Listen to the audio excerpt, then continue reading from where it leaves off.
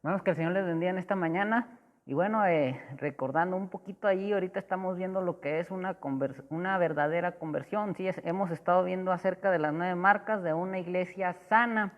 Bueno, ya vimos ahí los fundamentos sobre la roca, que fue el primer tema de una iglesia sana. Estuvimos viendo acerca de lo que Dios dice acerca de él, lo que es la teología bíblica, acerca del sermón. Y bueno, acerca del Evangelio. Y bueno, continuando con nuestra serie de estudios, nos estamos viendo otra de las marcas en una iglesia sana, que es una verdadera conversión, ¿sí? Un cambio verdadero, una conversión.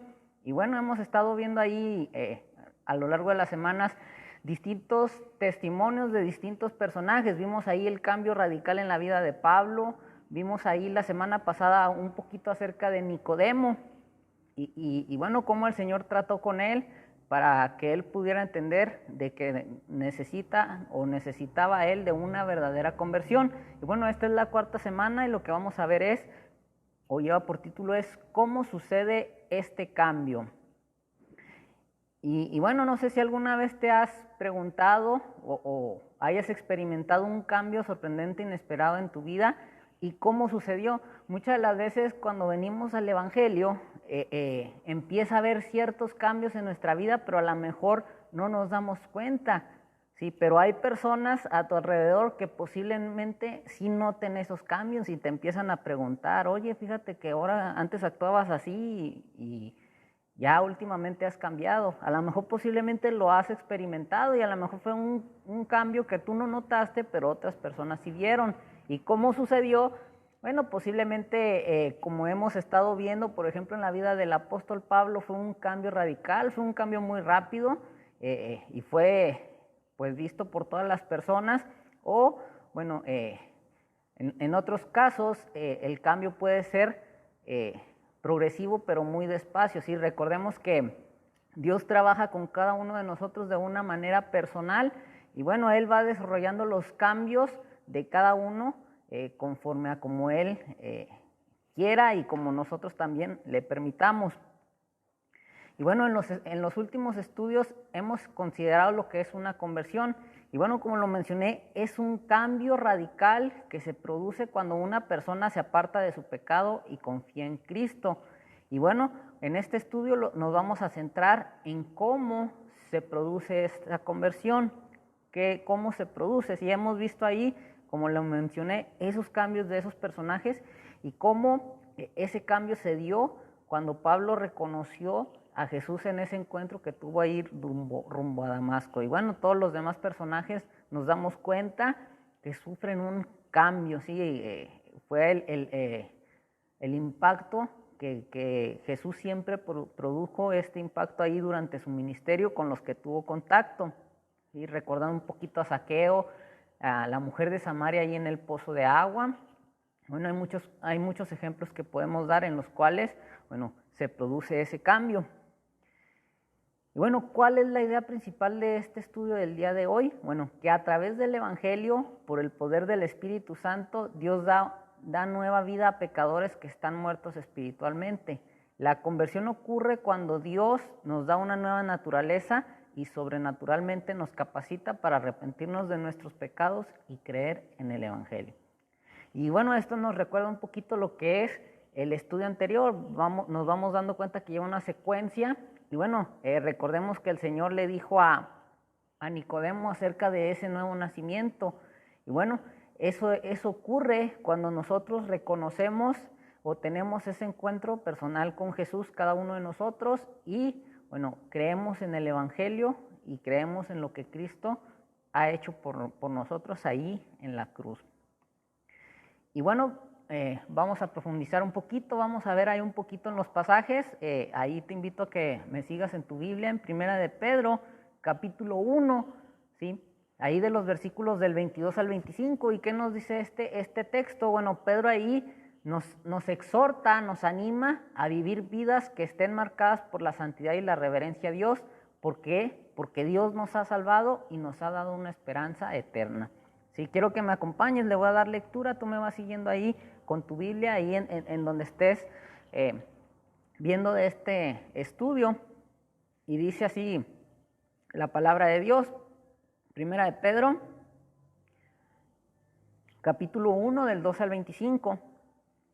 Dice así: habiendo purificado vuestras almas por la obediencia a la verdad mediante el Espíritu, para el amor fraternal no fingido, amaos unos a otros entrañablemente de corazón puro, siendo renacidos no de simiente corruptible, sino de incorruptible, por la palabra de Dios que vive y permanece para siempre.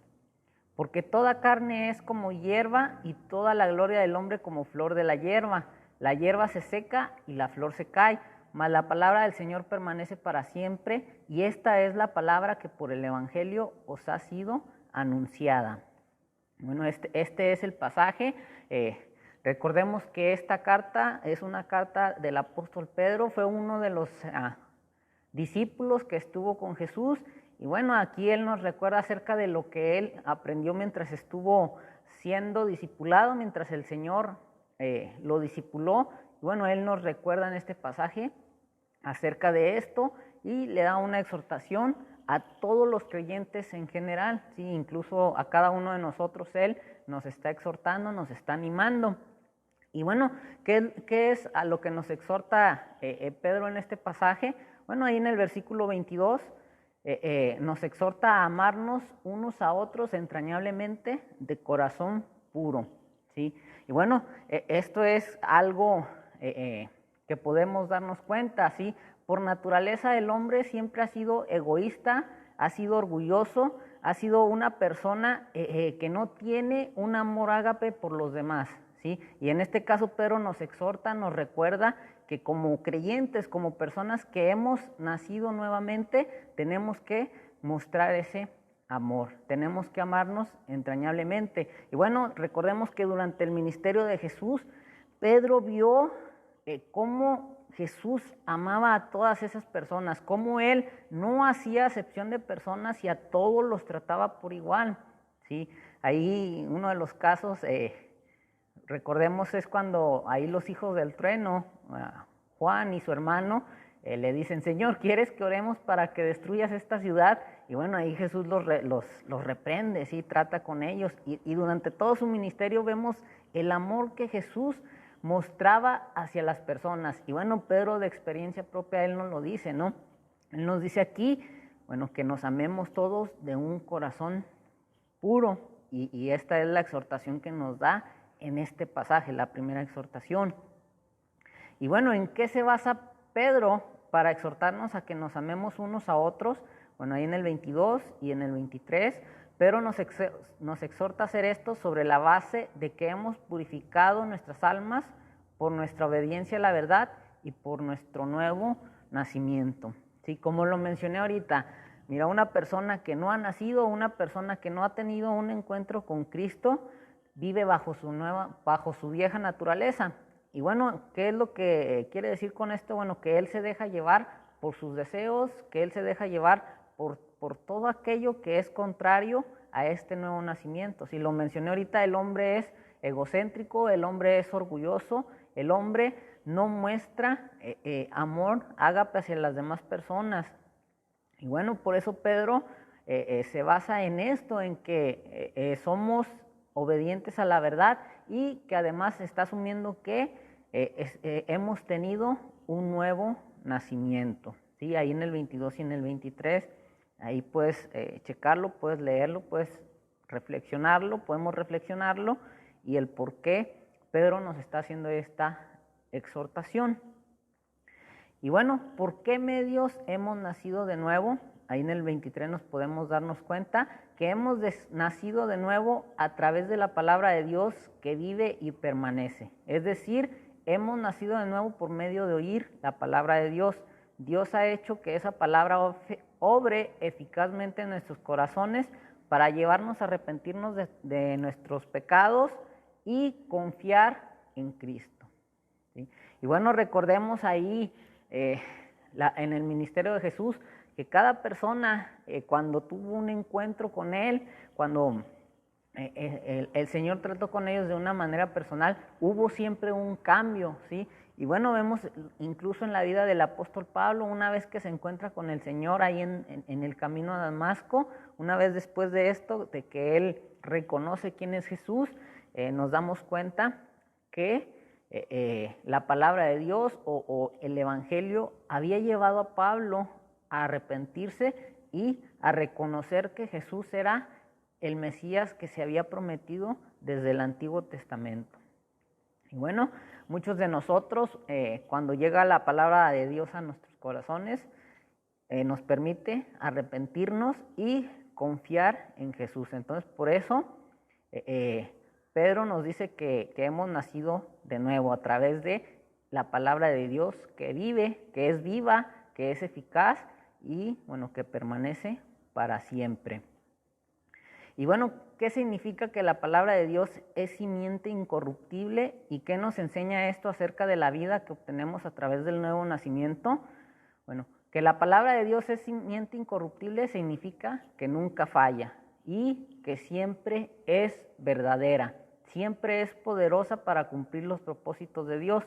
El que hayamos nacido de nuevo por medio de esta simiente incorruptible significa que la vida que nos da es eterna, ¿sí?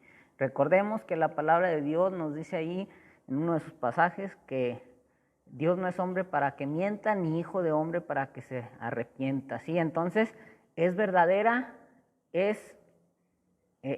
nunca falla, la palabra de Dios nunca nos va a fallar y bueno, que tiene tal poder que se van a cumplir los propósitos que Dios tenga para cada uno de nosotros. Y bueno, me gustaría que ahí ahora en tu Biblia me acompañes ahí al libro nuevamente de Primera de Pedro. Ahí vamos a leer ahí del versículo del 3 al 5, ¿sí? Sígueme ahí con tu vista. Ahí Primera de Pedro capítulo 1, vamos a leer del 3 al 5 y mira lo que nos dice y bueno, refuerza lo que estábamos comentando ahorita.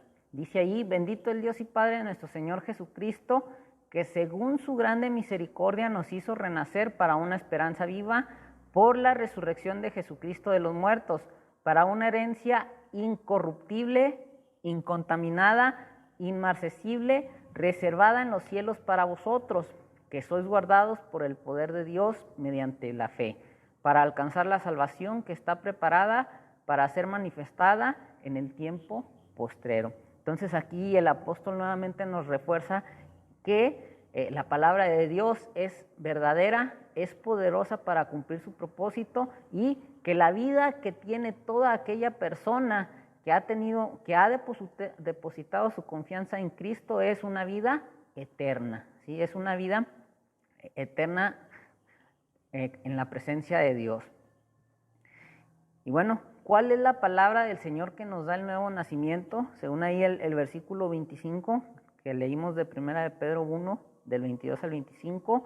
Bueno, la palabra de Dios que produce el nuevo nacimiento en nosotros es el Evangelio o las buenas nuevas acerca de lo que Dios ha hecho para salvar a los pecadores por medio de la muerte y resurrección de Jesucristo, ¿sí? Esa es la palabra del Señor, ¿sí? El Evangelio es aquella o es la herramienta por la cual se nos da o se nos permitió tener ese nuevo nacimiento, el poder experimentar este nuevo nacimiento, ¿sí? Cada uno de nosotros, a lo mejor de una manera personal, a lo mejor tú escuchaste a través de un sermón o una persona tocó a la puerta de tu casa y bueno, ¿qué es lo que tuviste que haber escuchado para creer en Cristo? El Evangelio, las buenas nuevas, ¿sí? Acerca de lo que Dios hizo a través de la muerte y de la resurrección de Jesús. Y bueno, ahora me gustaría que vayas abriendo ahí tu Biblia. Ahora vayamos allá al libro de Efesios capítulo 2. Y bueno, Pablo en esta carta, en Efesios capítulo 2, nos escribe acerca del cambio radical que se llevó a cabo en cada una de nuestras vidas cuando vinimos a Cristo. Y bueno, cuando una persona realmente ha tenido un encuentro personal con Dios, ha escuchado, ha tenido ese nuevo nacimiento, bueno, tiene que haber un cambio en la vida de esa persona. Si no puedes decir creo en Cristo y que tu vida no manifieste un cambio, ¿sí? Realmente esto no ha sido una verdadera conversión o realmente la persona no ha entendido lo que es el Evangelio, lo que son las buenas noticias. Y bueno, le voy a dar lectura ahí a Efesios capítulo 2, vamos a darle lectura ahí,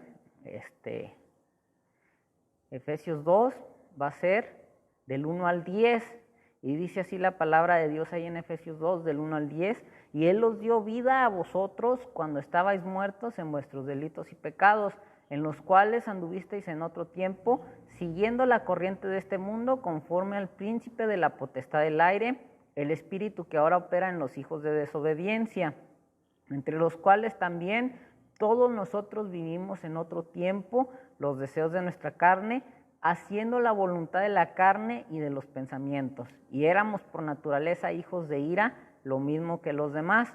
Pero Dios, que es rico en misericordia, por su gran amor con que nos amó, aun estando nosotros muertos en pecados, nos dio vida juntamente con Cristo, Por gracia sois salvos. Y juntamente con Él nos resucitó y asimismo nos hizo sentar en los lugares celestiales con Cristo Jesús, para mostrar en los siglos venideros las abundantes riquezas de su gracia en su bondad para con nosotros en Cristo Jesús, porque por gracia sois salvos por medio de la fe, y esto no es de vosotros, pues es don de Dios, no por obras para que nadie se gloríe, porque somos hechura suya, creados en Cristo Jesús para buenas obras, las cuales Dios preparó de antemano para que anduviésemos en ellas. ¿Sí? Ahí leímos Efesios capítulo 2, del 1 al 10. Y bueno, aquí el apóstol Pablo nos recuerda cómo éramos antes de, ¿sí? Cómo éramos antes de aceptar esas buenas nuevas, cómo éramos hijos de ira, ¿sí? Recordemos que todos aquellos que no han aceptado, que no han creído en las buenas nuevas, bueno, la palabra de Dios nos dice así, son hijos de ira, ¿sí? Y actúan bajo el dominio de Satanás, ¿sí? El príncipe de la potestad del aire. Y bueno, todo lo que nos decía aquí Efesios, capítulo 2, del 1 al 10, dice que nosotros éramos, pero que sin embargo, por su misericordia y por su amor hacia el humano, bueno, Él nos ha rescatado, ¿sí? Él nos ha redimido. Y bueno, dice la siguiente pregunta: ¿cómo describe Pablo nuestro estado espiritual antes de nuestra conversión? ¿Cómo éramos antes de llegar al Evangelio? ¿Cómo era nuestra vida? ¿Qué era lo que hacíamos? ¿Cuál era el estado espiritual de cada uno de nosotros? Bueno, ahí Pablo nos dice que antes de que fuéramos convertidos, estábamos muertos. ¿En qué? En nuestros delitos y pecados. Y nuestra naturaleza nos llevaba a una muerte espiritual, ¿sí? Lo cual pues es una característica de nuestro antiguo estilo de vida. Vivíamos como queríamos, hacíamos lo que queríamos, hablábamos como queríamos, ¿sí? Y bueno, otra de las cosas que Pablo nos dice aquí es que vivíamos según la corriente de este mundo, ¿sí? Ahí nos dice ahí que pues vivíamos a la par de todos los demás, ¿sí? Vivíamos como todas las demás personas vivían. Y seguíamos al príncipe de la potestad del aire, como lo mencioné, a Satanás y al espíritu que obra en todos aquellos que desobedecen a Dios, ¿sí? ¿Quién era el que tenía el control sobre nosotros o quién era el que dominaba? Bueno, Satanás dominaba en cada uno de nosotros, ¿sí? Pablo nos dice aquí que, bueno, nosotros en otro tiempo éramos aquel que tenía control sobre nosotros era Satanás. Y bueno, también nos dice aquí que vivíamos en las pasiones de nuestra carne, llevando a cabo los deseos de nuestra naturaleza pecaminosa y de nuestras mentes. Y éramos por naturaleza hijos de ira, es decir, estábamos bajo la ira de Dios porque somos pecadores por naturaleza. Y esta es una descripción de una muerte espiritual, una degradación y una separación total de Dios, ¿sí? Bueno, recordemos que antes de que viniéramos a Cristo, antes de que tuviéramos ese cambio, antes de que nos convirtiéramos, bueno, todo esto éramos cada uno de nosotros, ¿sí? Y aquí el apóstol Pablo nos recordemos que también el apóstol Pablo tuvo que convertirse al Evangelio, ¿sí? Dios trató con él y bueno, Dios ha tratado con todas aquellas personas para que se conviertan, ¿sí? Para que cambien su estilo de vida. Aquí Pablo, escribiéndole a la iglesia de Éfeso, les recuerda que ellos también, en un pasado, ellos también eran hijos de ira.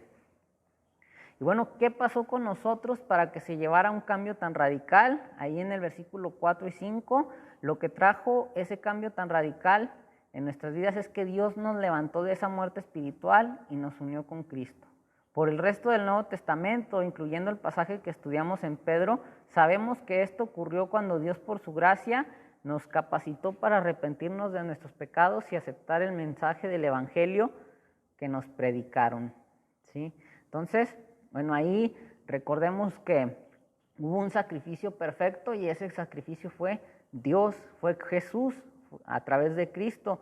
Pero bueno, recordemos que Él no solamente murió ahí, sino que estuvo enterrado 3 días, pero dice ahí la Escritura que a ese tercer día Él resucitó, ¿sí? Y bueno, ese es el puente, ese es su sacrificio perfecto fue lo que nos permitió arrepentirnos y, bueno, reconciliarnos con Dios, el poder escuchar de estas buenas nuevas y el poder aceptar lo que Cristo hizo por cada uno de nosotros. Y mira, quiero que veamos ahí Efesios, estás en el capítulo 2, pero vayamos ahí, sígueme en tu Biblia, ahí Efesios capítulo 1, y leamos el 13 y el 14, nos dice ahí, en él también vosotros, habiendo oído la palabra de verdad, el evangelio de vuestra salvación, y habiendo creído en él, fuisteis sellados con el Espíritu Santo de la promesa, que es las arras de nuestra herencia hasta la redención de la posesión adquirida para alabanza de su gloria. Y bueno, aquí este texto nos recuerda también que nosotros escuchamos la palabra de verdad, ¿sí? El evangelio. Ahí a cada uno de nosotros, de manera personal, una persona, alguien, se acercó a ti y te tuvo que haber hablado de estas buenas nuevas, ¿sí? Una persona, alguien se tuvo que haber acercado a ti y darte esas buenas nuevas de salvación. Y bueno, nos damos cuenta que desde el Nuevo Testamento con los discípulos, después de que Jesús parte, bueno, los discípulos se encargaron de llevar esas buenas nuevas. Y aquí Efesios, bueno, nos recuerda que nosotros también lo escuchamos y creímos en él. Y bueno, nos da aquí, nos recuerda que una vez que escuchamos, que lo creemos, dice que somos sellados por el Espíritu Santo, aquel que Jesús mismo prometió que iba a venir. ¿Sí? Recordemos ahí en los evangelios que Jesús hace la promesa de que iba a venir un consolador que iba a estar con nosotros todos los días. Sí, ese es el Espíritu Santo. Sí, dice ahí en uno de los evangelios que era necesario que Él se fuera para que el consolador viniese a cada uno de nosotros. Y bueno, la siguiente pregunta nos dice, ¿por qué Dios nos salvó, nos dio una nueva vida y nos levantó con Cristo? De acuerdo al versículo 4 ahí de Efesios que leímos. ¿Y qué nos enseña esto acerca del carácter de Dios? Bueno, Dios nos salvó, nos dio vida nueva y nos levantó juntamente con Cristo porque es rico en misericordia y tiene un gran amor por nosotros. Un amor que nos demostró cuando estábamos muertos en nuestros pecados, y esto nos enseña que Dios es un Dios de gracia y que no nos trata como merecemos por nuestro pecado, sino que otorga a todo aquel que cree en Cristo lo que no merecemos, que es la salvación del pecado y la vida eterna junto a Él. Y bueno, recordemos que como creación, ¿no? Él nos creó, pero Él nos ama tanto que no quiere que ninguno de nosotros nos perdamos. Dice ahí la Escritura en Pedro, dice que no quiere que nadie se pierda, sino que todos procedan al arrepentimiento. Es algo que Dios anhela para la humanidad, ¿sí? Es algo que Dios quiere, que la humanidad se reconcilie con Él, que lo reconozca y que se ponga a cuentas con Él, ¿sí? Y bueno, nos damos cuenta aquí que es un Dios de gracia, ¿sí? Es un Dios que nos da a nosotros sin merecer, ¿sí? Recordemos que somos caídos, que somos rebeldes, que nos hemos rebelado contra nuestro Creador, mas sin embargo Él nos da todo aquello que no merecemos a través de lo que Cristo hizo por nosotros. Y bueno, esto nos muestra un gran amor hacia el ser humano, a pesar de que no merecemos todos estos beneficios que nos da la muerte del Señor. Nos damos cuenta del gran amor de Dios que tiene por su creación. Y bueno, me gustaría que me acompañes, vamos a ver ahí Romanos capítulo 5, vamos a leer del 6 al 11, le voy a dar lectura, tú sígueme con tu vista, ten ahí tu Biblia, en tu Biblia, y bueno, dice así la palabra de Dios: porque Cristo, cuando aún éramos débiles a su tiempo, murió por los impíos.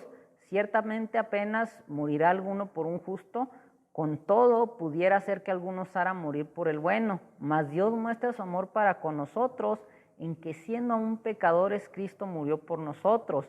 Pues mucho más, estando ya justificados en su sangre, por él seremos salvos de la ira. Porque si siendo enemigos fuimos reconciliados con Dios por la muerte de su Hijo, mucho más, estando reconciliados, seremos salvos por su vida. Y no solo esto, sino que también nos gloriamos en Dios por el Señor nuestro Jesucristo, por quien hemos recibido ahora la reconciliación. Y bueno, en este pasaje refuerza lo que mencionábamos anteriormente, el gran amor de Dios hacia su creación, hacia nosotros.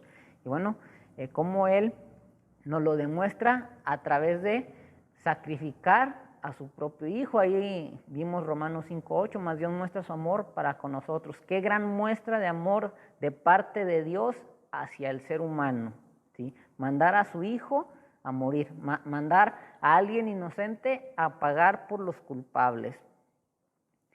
Y bueno, nos dice la siguiente pregunta: ¿cuáles son los resultados de la conversión descritos en este pasaje? Ahí en Efesios, que leímos del 5 al 10. Bueno, los resultados de esa conversión o los que nos describe el pasaje que leímos es que estamos unidos a Cristo. Ahí en el versículo 5, recibimos vida juntamente con Cristo. Ahí mismo en el versículo 5, somos resucitados y sentados en los lugares celestiales con Cristo, y se nos promete que Dios mostrará eternamente las riquezas de su gracia en su bondad para con nosotros en Cristo. Y comenzamos a caminar en las buenas obras que Dios preparó de antemano para nosotros. Estos son los resultados que nos menciona ahí Efesios, ahí que leímos Efesios capítulo 2, y bueno, nos menciona que una unidad con Jesús. Nos dice que una vez que creemos en Cristo recibimos nueva vida con Él, que somos resucitados y sentados en los lugares celestiales. Se nos promete que Dios mostrará eternamente las riquezas de su gracia y su bondad para con nosotros en Cristo. Y bueno, también nos dice aquí que vamos a empezar a andar en las buenas obras que Dios había preparado para cada uno de nosotros. Y ahí en el versículo 10. Y bueno, nos dice la siguiente pregunta: ¿qué papel juegan nuestras buenas obras en la salvación? Ninguna. Sí, recordemos que las buenas obras no es para que tú te salves. Sí, recordemos ahí, Efesios, ahí en el versículo 8 nos dice: porque por gracia sois salvos. ¿Sí? ¿Y qué es gracia? Es un favor inmerecido, es lo que Dios hizo por ti, aunque tú no lo merezcas. ¿Sí? Y bueno, nos damos cuenta ahí que realmente las obras no influyen en nuestra salvación, pero las obras que cada uno de nosotros es un testimonio para las demás personas, para que vean que realmente nos hemos convertido a Cristo, ¿sí? Una de las cosas, recordemos que hay ciertos dichos populares. Por ejemplo, hay un dicho que dice que las palabras se las lleva el viento. Es fácil decir soy cristiano, pero si no lo demuestras con hechos, ¿qué van a decir las personas de ti?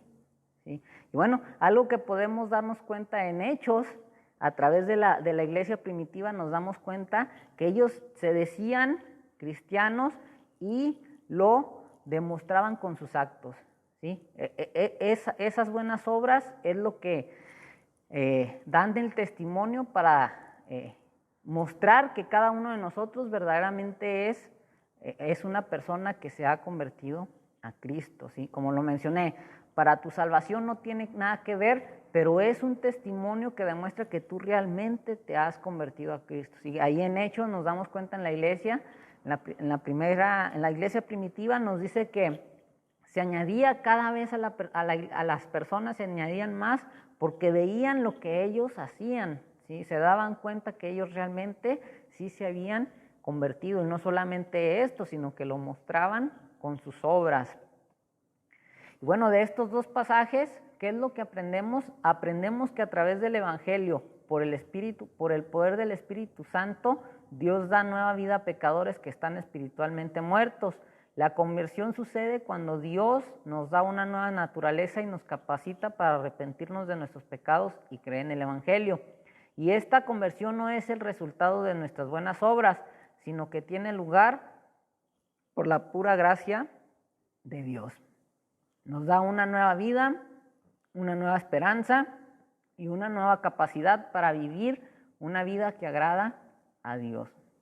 Y entonces, como lo mencioné, las obras no tienen nada que ver para tu salvación. No porque hagas muchas obras, eso te garantiza una salvación o la salvación de parte de Dios, ¿sí? Ahí en Isaías nos dice que vuestras justicias para mí son como trapo de inmundicia. ¿Sí? A Dios no lo impresionamos por todas las buenas obras que podamos hacer en nuestra vida, ¿sí? Recordemos que la única forma es a través del Evangelio, a través de creer en Cristo. Pero como lo menciona ahí en Efesios, Dios preparó buenas obras para que anduviésemos en ellas, ¿sí? Las preparó de antemano. Y bueno, esto es un testimonio de que realmente yo me he convertido en hijo de Dios. Es una manera en que las personas pueden ver de que realmente yo he nacido nuevamente.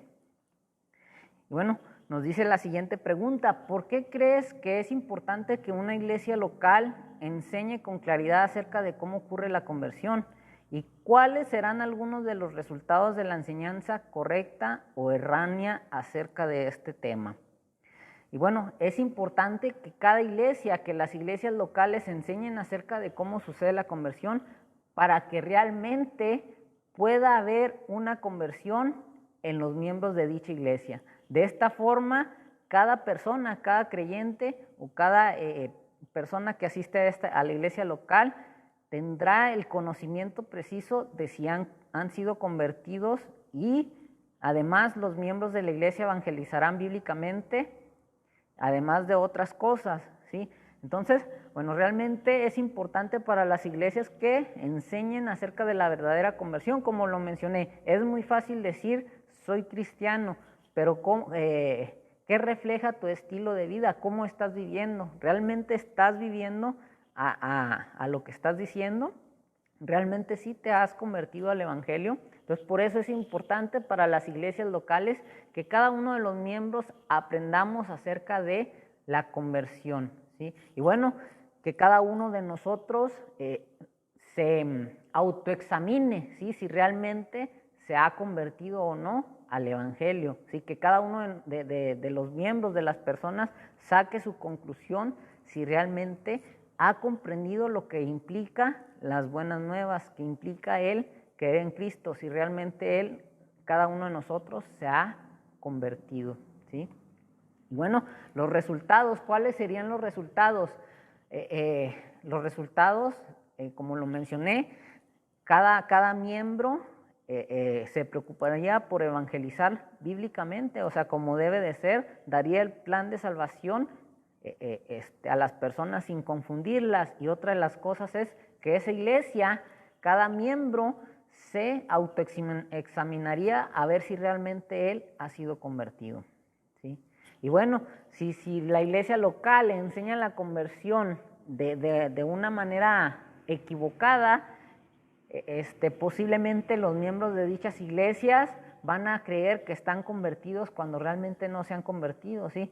Van a decir somos cristianos, pero su estilo de vida va a ser diferente a cómo se vive realmente una vida cristiana. Y bueno, también otra de las cosas es que van a usar técnicas que no son bíblicas dentro de la evangelización para tratar de forzar decisiones por parte de la gente, ¿sí?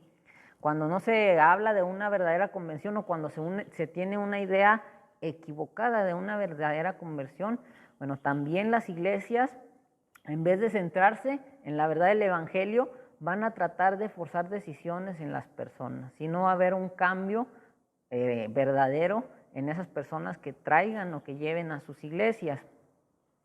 Y bueno, las iglesias pueden afirmar la doctrina de la conversión, pero después basarse en medios mundanos para llevar a la gente a Cristo, en lugar de confiar en la palabra y el Espíritu.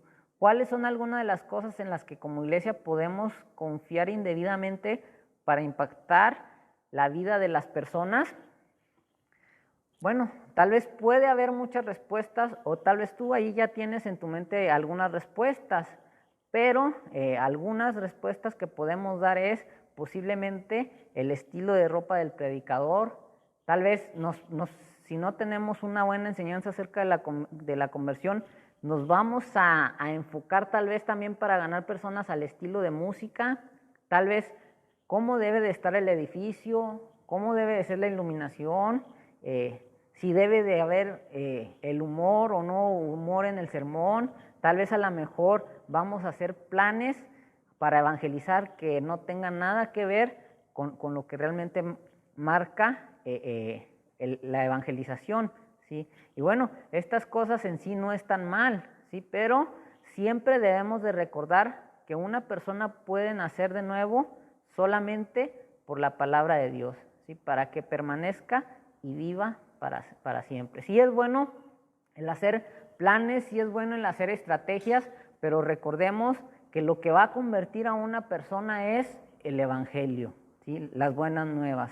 Esa es lo que va a llevar a las personas a una verdadera conversión, ¿sí? Si nos enfocamos más a otras cosas, no va a ser una verdadera conversión, y a la primer prueba, a lo mejor a la primera situación difícil que pase esa persona, se va a desanimar. Entonces realmente no hubo ahí una verdadera conversión.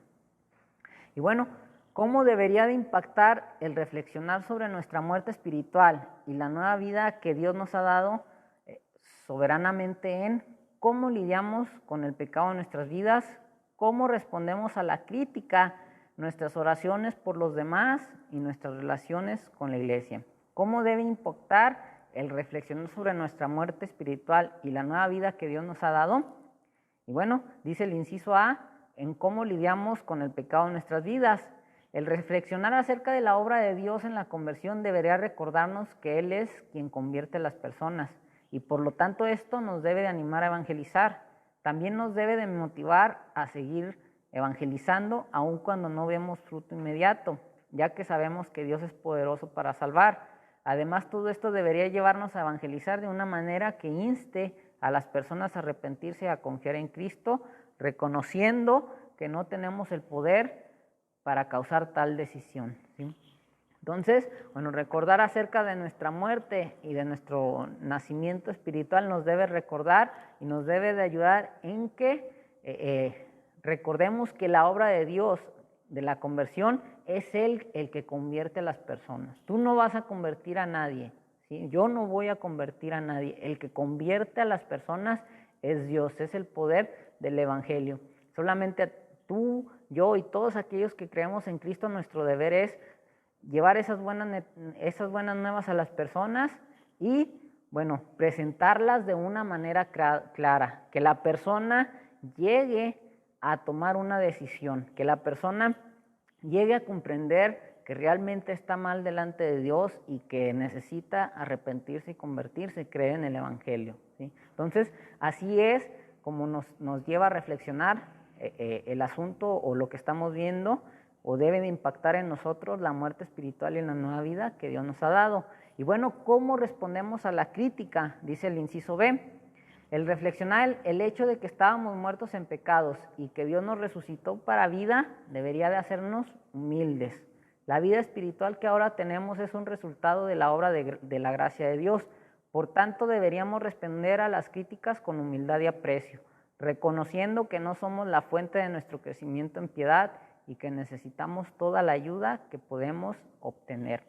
Bueno, si reflexionamos en esto, y esto nos debe de recordar o nos debe de llevar a ser una persona humilde, ¿sí? Recordemos que esta relación personal que tenemos con Dios no fue a causa de nosotros, nosotros no la propiciamos, sino que nos debe de llevar a reconocer que realmente nosotros no merecíamos esa reconciliación con Dios, pero sin embargo, por su gracia nos alcanzó, por su gracia nos reconciliamos con Él.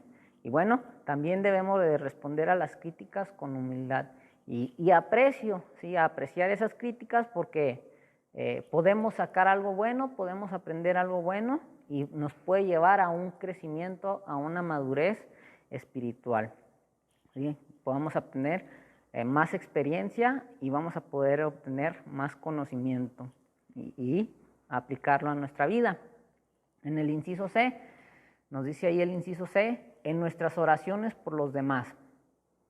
El reflexionar acerca de la obra de la conversión de Dios debería llevarnos a orar para que nuestros familiares y amigos que no son salvos se conviertan. Y nos debe de dar esperanza y perseverancia para orar por esto.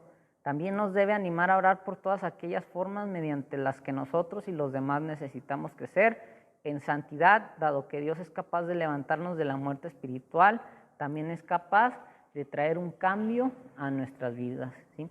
Si recordamos acerca de esto, acerca de la conversión, bueno, debemos de ser persistentes en orar por nuestros familiares que aún no se han convertido, en orar por aquellos que son nuestros amigos, en orar por aquellas personas que tal vez conocemos y que queremos que lleguen a tener una conversión, que puedan a experimentar lo que tú, lo que yo, lo que cada uno de nosotros ha experimentado, una conversión a través de las buenas nuevas, a través del Evangelio. Y bueno, por último ahí el inciso D, nos dice ahí nuestras relaciones en la iglesia, cómo deben impactar lo que hemos estado estudiando en nuestras relaciones en la iglesia. El hecho de que todos estábamos muertos en el pecado y fuimos vivificados por Dios debe llevarnos a cultivar y apreciar una profunda unidad con los miembros de la iglesia. Debe llevarnos a soportar pacientemente los pecados y los fallos de nuestros hermanos y hermanas, ya que sabemos que su deseo más profundo es dado por Dios. Su deseo más profundo y que es dado por Dios es honrar y obedecer al Señor. Sí, recordemos que todos nosotros, cada uno de nosotros, cada uno de los miembros de tu iglesia, cada uno de los miembros de la iglesia en local, bueno, una vez, al igual que tú, estaban muertos en sus delitos y pecados, pero una vez que tuvieron ese encuentro con Jesús, fueron vivificados por Dios, así como tú. Y bueno, esto nos debe de llevar a una unidad con cada uno de aquellos hermanos, ¿sí? Nos debe de llevar a apreciar, nos debe de llevar a soportarnos pacientemente, nos debe de llevar también a perdonar a los fallos de cada uno de ellos. Somos seres humanos, vamos a fallar, somos imperfectos, ¿sí? Y bueno, en vez de juzgar, en vez de señalar, en nuestra iglesia debemos de perdonar esos fallos, esos errores que tal vez ellos cometen o incluso a lo mejor tú has cometido, ¿sí? Y bueno, este es en sí el estudio. Podemos concluir, podemos darnos cuenta, como lo mencioné, el estudio es cómo sucede este cambio y vemos cómo este cambio se va o se debe de producir en cada una de las personas, ¿sí?, que han escuchado del Evangelio, ¿sí?, pero que han tomado decisión de depositar su confianza en Él. Y bueno, nos muestra ahí cómo era nuestra vida antes de y cómo es nuestra vida después de que venimos a Jesús, ¿no? De que realmente hemos sido convertidos. Y bueno, hermanos, el estudio de la próxima semana va a ser ahí cuáles son los frutos de este cambio. Y este estudio va a estar dividido en dos partes. Esta va a ser la parte número 1 la próxima semana. ¿Cuáles son los frutos de este cambio? ¿Sí? Entonces, ese va a ser el estudio de la próxima semana, ¿sí? Entonces, bueno, hermanos, de mi parte es todo en esta mañana. Que el Señor les bendiga. Primeramente, Dios nos vemos por este medio, si Dios lo permite, el próximo domingo. Que el Señor les bendiga.